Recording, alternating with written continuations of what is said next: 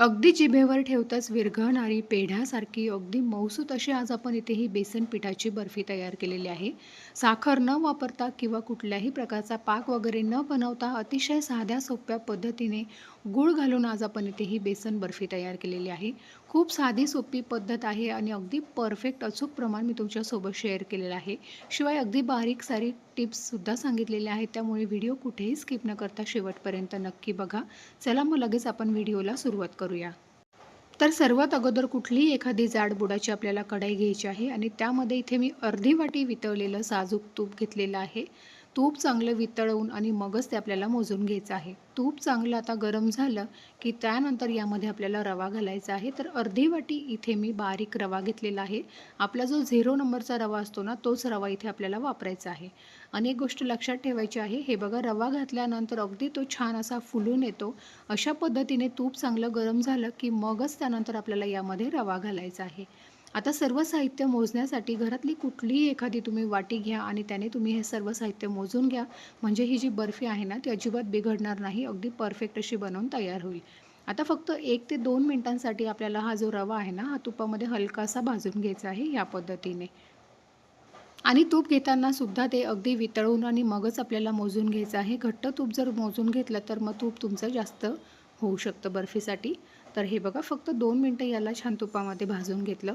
त्यानंतर यामध्ये आपल्याला बेसन पीठ घालायचं आहे. तर 1 वाटी एवढं इथे मी बेसन पीठ घेतलेलं आहे. आता याला आपल्याला चांगलं व्यवस्थित असं भाजून घ्यायचं आहे.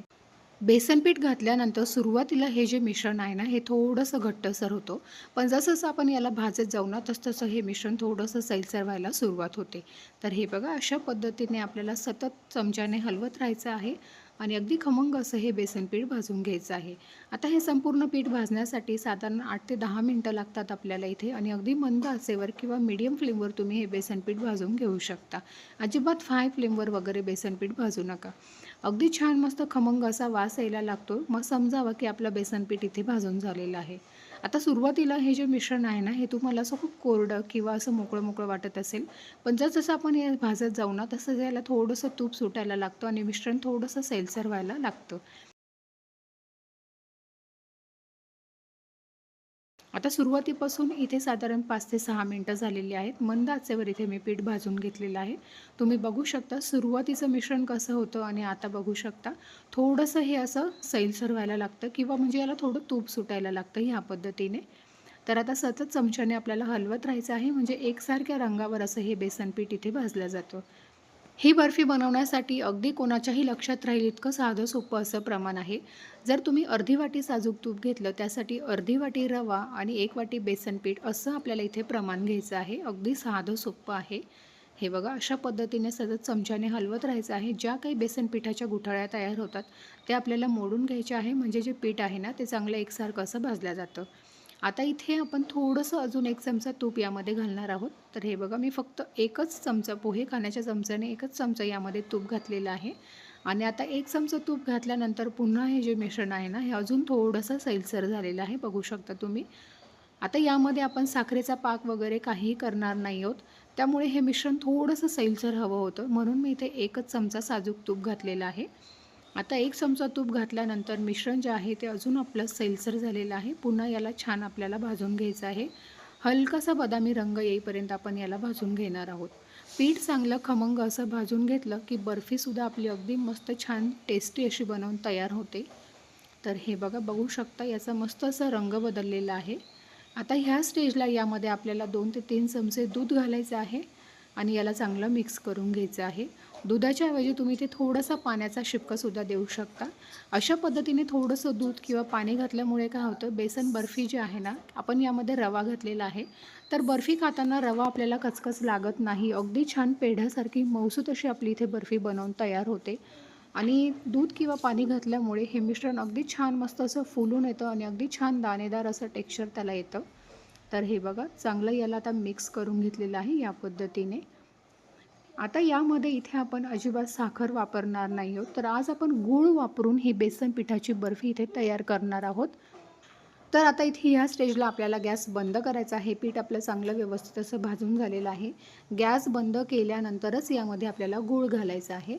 तर 1 वाटी एवढा इथे मी गूळ घेतलेला आहे आणि गूळ घेताना तो अगदी बारीक असा चिरून मग यामध्ये घालायचा आहे, म्हणजे तो पटकन या मिश्रणामध्ये व्यवस्थित असं मिक्स होतो.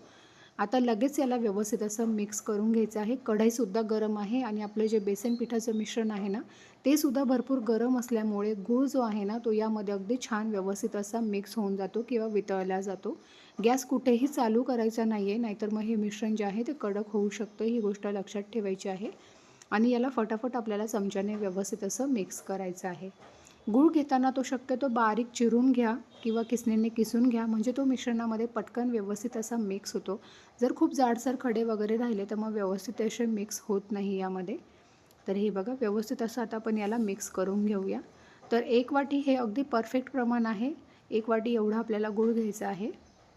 अगदी साधी सोपी बर्फी आहे. ज्यांना पाक बनवता येत नाही किंवा पाकाचं टेन्शन येतं, तर ह्या पद्धतीने तुम्ही ही बर्फी नक्की बनवू शकता.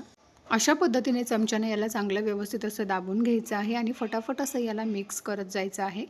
आणि जर तुम्हाला असं वाटते की मिश्रण खूप घट्टसर आहे, पाहिजे तसं असं सैलसर होत नाही आहे, तर पुन्हा एखादा चमचा वरून तुम्ही यामध्ये साजूक तूप घालू शकता. तर हे बघा आता सर्व गूळ यामध्ये आपल्याला चांगला मिक्स करून घ्यायचा आहे या पद्धतीने. आता गूळ यामध्ये चांगला व्यवस्थित असा मिक्स करून झालेला आहे. त्यानंतर सर्वात शेवटी यामध्ये फ्लेवरसाठी वेलची पावडर घातलेली आहे आणि पुन्हा एकदा याला चांगलं व्यवस्थित असं मिक्स करून घ्यायचं आहे. वेलची पावडर ही सर्वात शेवटी घालायची आहे, त्यामुळे त्याचा फ्लेवर जो आहे ना तो बर्फीमध्ये छान टिकून राहतो. आणि याला चांगलं मिक्स करून घेऊया. मिश्रण जे आहे ना ते अजून पूर्णपणे अगदी गरमच आहे. तर याला चांगलं व्यवस्थित मिक्स करून घेतलं. दुसऱ्या साईडला ज्या ताटामध्ये किंवा ज्या भांड्यामध्ये आपल्याला ही बर्फी सेट करायला ठेवायची आहे, त्याला सुरुवातीलाच आपल्याला तुपाने थोडंसं ग्रीस करून घ्यायचं आहे. तर मी ह्या ताटाला आधीच थोडंसं तूप लावून घेतलेलं होतं. त्यानंतर हे मिश्रण अगदी गरम-गरम असतानाच लगेच आपल्याला ह्या ताटामध्ये काढून घ्यायचं आहे. आणि अशा पद्धतीने स्पॅच्युलाच्या मदतीने फटाफट याला सेट करून घ्यायचं आहे. किंवा मग आपली घरातली जी वाटी किंवा फुलपात्र असतं ना, त्याच्या बुडाला थोडंसं तूप लावून घ्यायचं आणि त्याच्या मदतीने सुद्धा तुम्ही ही बर्फी सेट करून घेऊ शकता. हे जे मिश्रण आहे ना बर्फी बनवण्याचं, हे थोडंसं असं कोरडंच असतं, त्यामुळे चांगलं दाबून याला व्यवस्थित असं सेट करून घ्यायचं आहे या पद्धतीने. मग अगदी छान व्यवस्थित अशी ही बर्फी सेट होते. तर हे बघा अगदी मस्त एकसारखी अशी बर्फी इथे मी सेट करून घेतलेली आहे या पद्धतीने. आता ह्या बर्फीला आपल्याला लगेच कट करायचं आहे, कारण ही बर्फी लगेच अशी सेट होते. हिला फार अर्धा तास 1 तास असं साईडला ठेवून देण्याची अजिबात गरज नाही आहे. बर्फी आता इथे आपली सेट झालेली आहे. लगेच आता आपण हिला कट करून घेणार आहोत. अगदी नेहमीप्रमाणे चौकोनी आकारामध्येच आपल्याला ही बर्फी इथे कट करून घ्यायची आहे. तर हे बघा बर्फी कट करतानाच जाणवतं की अगदी परफेक्ट अशी ही बर्फी इथे आपली सेट झालेली आहे. फ्रीजमध्ये वगैरे सुद्धा ठेवण्याची गरज नाही. अगदी पटकन अशी ही बर्फी इथे बनवून तयार होते. तर नक्की तुम्ही बनवून बघा. खूप साधी सोपी पद्धत आहे आणि पाक बनवायचं टेन्शन नाही किंवा मग साखरसुद्धा वापरायची नाही आहे. जे लोकं साखर खात नाही, तर अशा पद्धतीने गूळ वापरून तुम्ही ही बेसन बर्फी नक्की बनवू शकता. आणि अगदी सहज अशी ही बर्फी डिमॉल्ट होते. बघू शकता तुम्ही अगदी पटकन सहज निघते. अशा पद्धतीने बेसन बर्फी पुन्हा एकदा छान सुरीच्या मदतीने तिला कट देऊन घ्यायचे आहेत आणि अगदी फटाफट अशी ती निघून येते. अगदी मस्त साध्या सोप्या पद्धतीने गूळ घालून इथे आपली ही बेसन बर्फी बनवून तयार झालेली आहे. फक्त ही बर्फी बनवताना जे प्रमाण सांगितलेलं आहे ते घरातल्या कोणत्याही एखाद्या वाटीने किंवा कपाने तुम्ही परफेक्ट असं प्रमाण मोजून घ्या आणि व्हिडिओमध्ये ज्या टिप्स मी तुम्हाला सांगितलेल्या आहेत त्या सर्व टिप्स तुम्ही फॉलो करा. अगदी पहिल्याच प्रयत्नात तुमचीसुद्धा ही बेसन बर्फी अगदी परफेक्ट अशी बनवून तयार होईल. आणि प्रमाणसुद्धा खूप साधं सोपं आहे. फक्त 4 साहित्यामध्ये ही बेसन बर्फी बनवून तयार होते. तीसुद्धा अगदी मस्त पेढ्याप्रमाणे मऊसूत अशी. तर हे बघा तुम्हाला एक बर्फी इथे मी तोडून दाखवते. तुम्ही तिचं टेक्स्चर बघू शकता. अगदी मस्त होते, जिभेवर ठेवताच विरघळणारी. तर एकदा नक्की बनवून बघा आणि कसा वाटला तुम्हाला माझा आजचा हा व्हिडिओ. आय होप व्हिडिओ आवडला असेल तर लाईक करा. जास्तीत जास्त व्हिडिओ तुमच्या मित्रपरिवारासोबत शेअर करा. आणि अजूनही तुम्ही आपल्या ह्या चॅनलला सबस्क्राईब केलं नसेल तर नक्की सबस्क्राईब करा, म्हणजे अशाच नवनवीन व्हिडिओज तुम्हाला पाहता येतील. चला तर मग भेटूया अशाच एका नवीन आणि मस्त रेसिपीसोबत. व्हिडिओ बघितल्याबद्दल धन्यवाद.